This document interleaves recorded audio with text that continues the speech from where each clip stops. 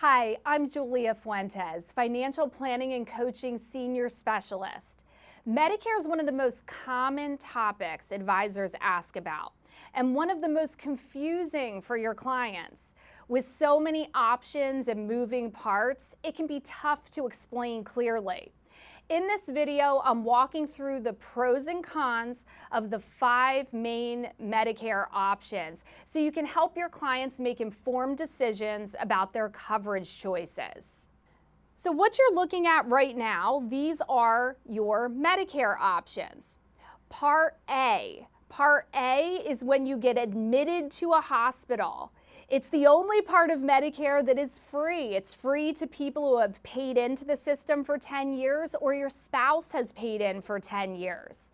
Since it's free, most people will sign up for Part A at 65. Now Part B, this is the one that comes with a cost. And this is to cover all of your outpatient procedures. So if you go to a doctor, a specialist, maybe you get chemotherapy treatment. Now with Part B, this one, we have to make sure that we sign up at age 65, or if we're not signing up at age 65, we want to ensure that we have creditable coverage through an employer. Otherwise, you can face a 10% late enrollment penalty for every year that passes after age 65.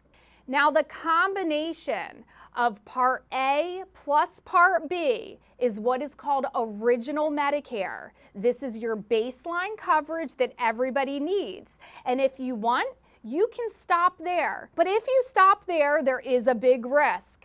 There are unlimited out-of-pocket costs associated with Original Medicare. And to simplify that, it's 20% out of pocket. So let's say you get an outpatient chemotherapy treatment, and that's $50,000. You owe $10,000 out of pocket. So a lot of people say, well, I don't want that risk of unlimited out-of-pocket costs, and now you have a decision to make.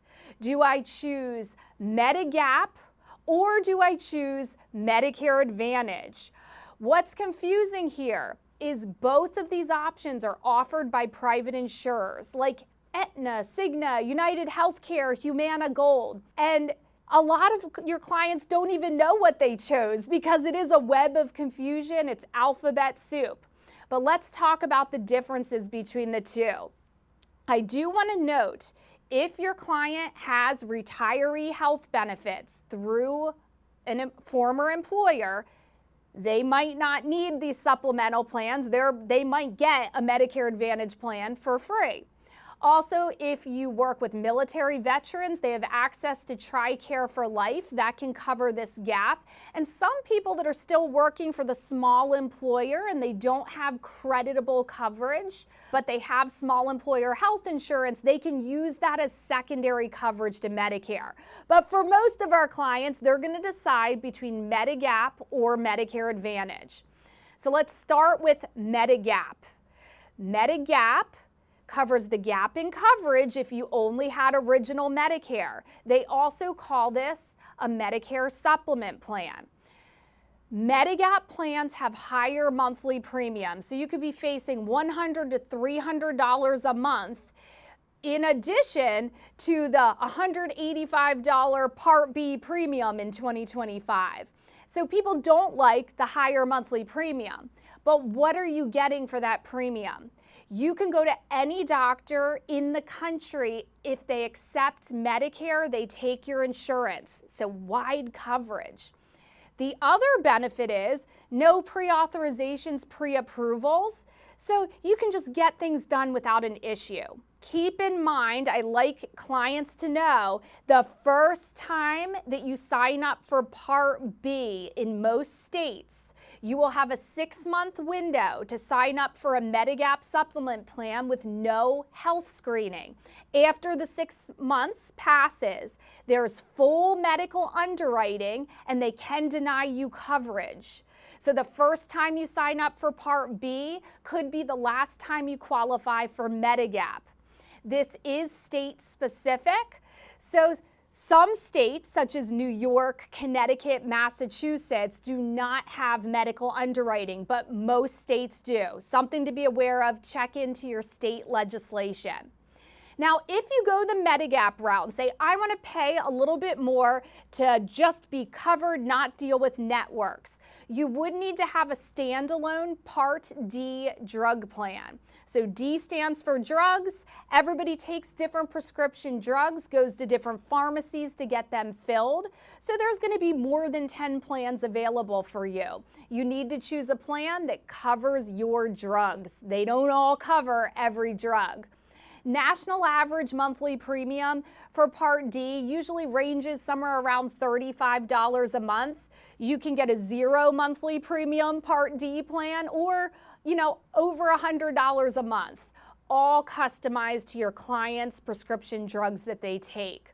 There is a late enrollment penalty for Part D if you don't sign up at age 65 and you don't have a creditable prescription drug plan through an employer.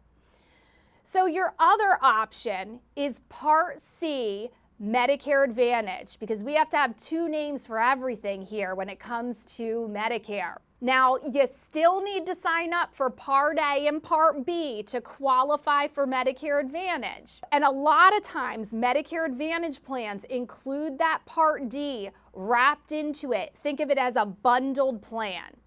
So every Medicare Advantage plan has a max out-of-pocket limit.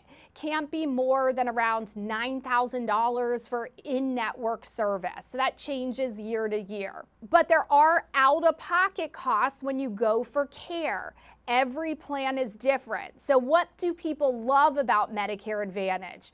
The incentives. You can often get zero monthly premiums, pay for your gym membership, and maybe you get some dental and vision benefits. People love those package deals. You typically pay less, especially if you're really healthy. Now, something I want you to think about, even though the incentives are great, I want you to know that Medicare Advantage plans are network-based. So you have to understand what's the network of doctors. And you also have to understand, do I need authorizations, pre-approvals for procedures? So if you're somebody that's a snowbird that lives between two states, we want to check both states. Can I go to doctors in both states? If I travel a lot, am I protected? Let's say you start with Medicare Advantage and then you develop this cancer. And you can't get into Medigap because you can't pass the medical underwriting. And they're saying, hey, we want you to have this really intricate procedure. It's groundbreaking technology that's curing cancer. Your Medicare Advantage plan could say, you need to try chemo first. And your doctor might say, well, you only have 4 months to live. I don't think chemo is going to save you. But you might have to go through that authorization. They can say, hey, this isn't medically necessary. You don't really need that wheelchair. So if you decide to choose the Medigap route, this opens up a lot of different letters. Medigap Plan A all the way up to Medigap Plan N.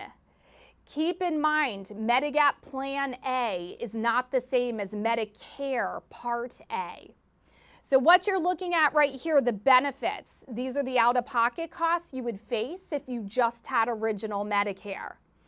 So we won't go into detail about all of these Medigap plans, but the federal government sets the letters, sets the benefits. One of the most popular Medigap plans nationwide is Medigap G. After you meet a small deductible for the year, all of your other out-of-pocket costs are covered. And the second most popular Medigap plan is Medigap N. Relative to G, you can get a lower monthly premium on N, but you will have co-pays when you go to the doctor and you go to the ER. So these are slight variations, but you're paying up for Medigap to not deal with networks and authorizations. You pay your premium and you're covered depending on the plan benefits here. Now to summarize the pros and cons that we just talked about. So Medicare Advantage, typically, especially if you're healthy, it's the cheapest overall. You're going to get a package deal. I love to spend time in Florida, And in Florida, everybody plays pickleball. And all the people with their Medicare Advantage plans, it covers their pickleball stadium fees, which typically would be $100 a month. People do like that their drug plans are covered in there and they get some extras. Maybe they get some dental benefits, which isn't covered by original Medicare.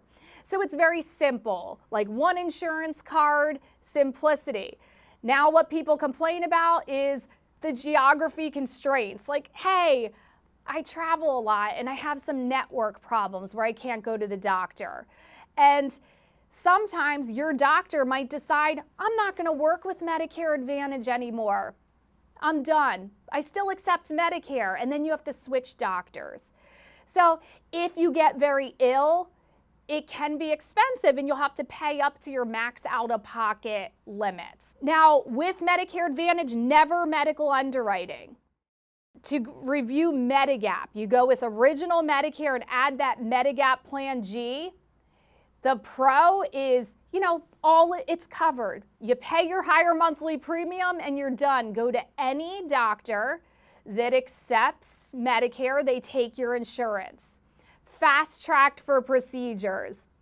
Now, the cons is, you'll have a couple different insurance cards in your pocket. You'll have your Medicare card, your supplemental Medigap Plan G card, and a standalone drug plan. You won't get some of those extras, like dental won't be covered. And you do need to shop for that Part D separately. We can't have it all, pros and cons to both, but it's a decision that people should be prepared to think about. Many people choose to work with a broker to help them decide with their health situation, which direction should I go? Thanks for watching today. Like, subscribe, and turn on notifications so you never miss an update from our team about healthcare in retirement.